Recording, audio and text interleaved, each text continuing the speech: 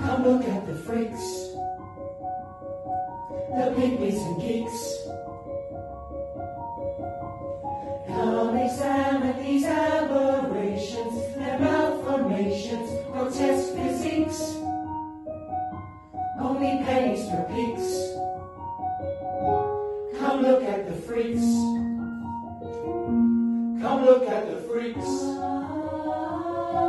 They'll haunt you for weeks. Come explore where they can fascinate you, exasperate you, and flush your cheeks. Come hear how love speaks. Come look at the freaks.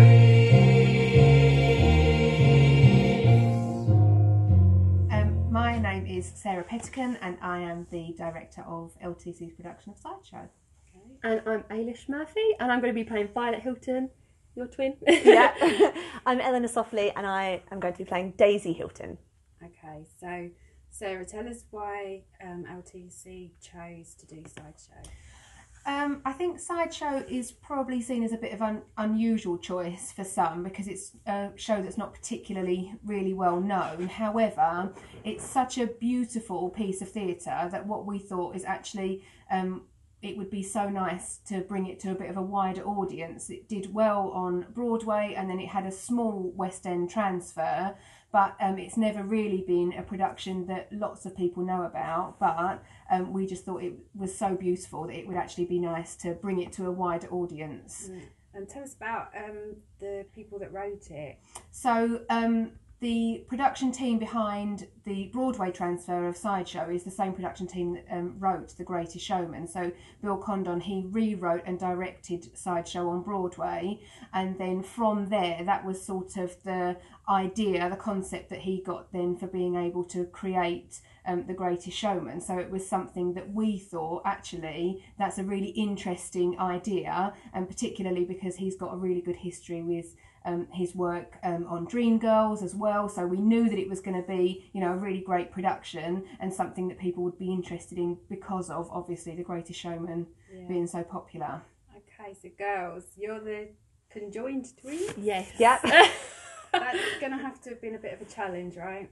It's been to be honest, we began with leggings, so we attached two leggings together. Yeah. 2 sets of leggings. Our rehearsal leggings. Our rehearsal leggings. They were really, really stitched, like here. They're like, so we tried Velcro. We tried. What else did we try? Oh, A little belt. Oh, we tried Yeah. an exercise belt. I didn't know they existed. but these are the best. Yeah, these seem to be the best. So we're going to actually be using magnets. Yeah. In the show to attach us together. But from the start, it's just learning how to, like, walking on the same foot.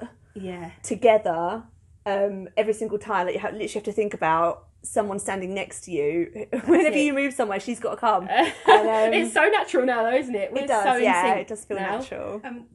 Were you friends before this? Yes. Yeah, we were. Yeah. So As the process has gone along, though, I think we have noticed that they have sort of become almost one person. When we go places, they turn up wearing the same thing, they speak at the same time. It's not. It's not intentional. But even the hair colour's the same now. Yeah. So No. Yeah. It's not. No, it's not. No, none of it's No. intentional. That's it. But It's funny. it's been about compromise, really, hasn't it? What about the actual storyline then? What's the story about? Obviously, it's about the girls. Yeah. Yes. It's about where they start and their sort of rise to fame, and the struggles that they come across and the people that they meet. And they come from the freak show, obviously, and they're girls, they're young girls.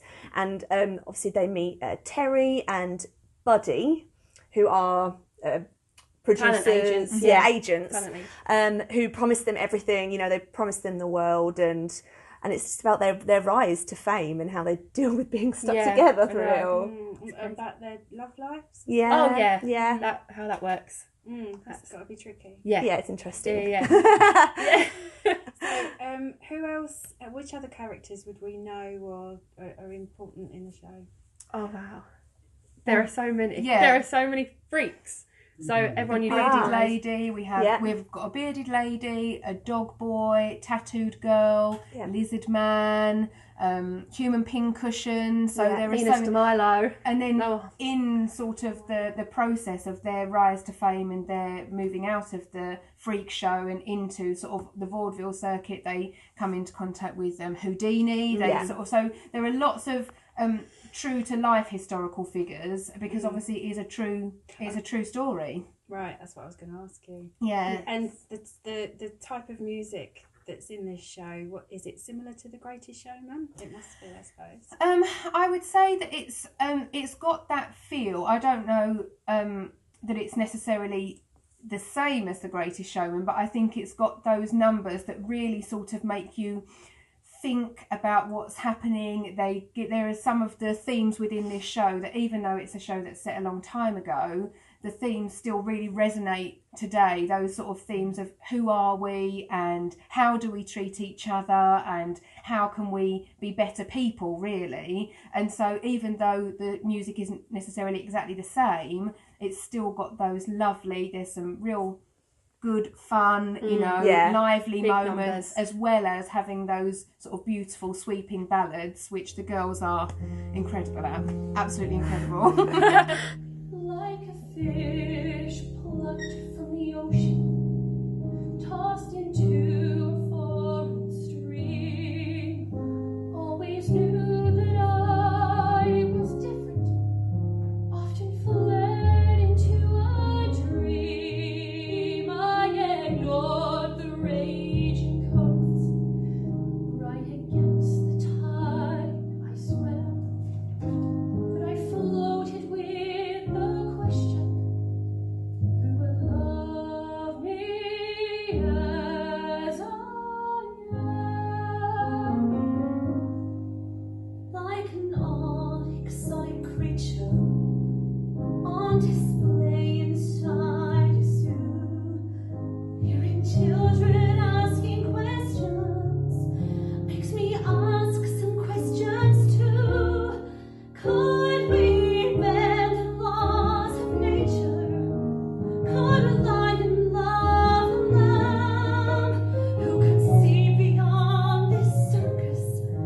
Who will love me as I am? Something else that we came across in terms of a challenge is the fact that we've got so many of the characters are freaks and are actually supposed to look, particularly unusual, but then they are also, the actors that are playing them are also then in other scenes. So that was something that we had to be thinking about in terms of costume and makeup. So what we managed to do was we managed to source a professional who's been working with Disney, and he's going to be creating some prosthetic masks for us. So for the dog boy and for the lizard man and the geek, they're going to be using these especially made prosthetic masks that can easily sort of be removed and then added, but it will really add to the whole effect really of the show. We wanted it to look as authentic as possible, and hopefully that will be able to help us to do that.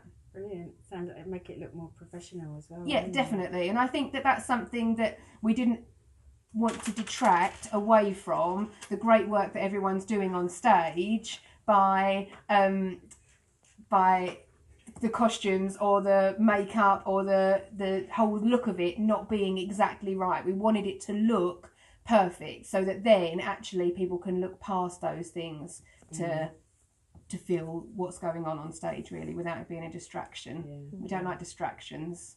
I think for me the biggest challenge in terms of the performance from a directing point of view is just being aware that this is a real story. These people were real and they did live a really sort of quite tragic life, and so it's trying to find that line between being entertaining and making sure that the audience is interested in what you're doing, but also being sensitive to the fact that these girls, they were real. They were not just, I didn't want it to come across as voyeuristic, that we can sort of laugh at these freaks.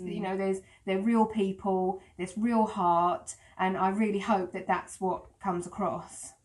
So just remind us all again when it is and where it is.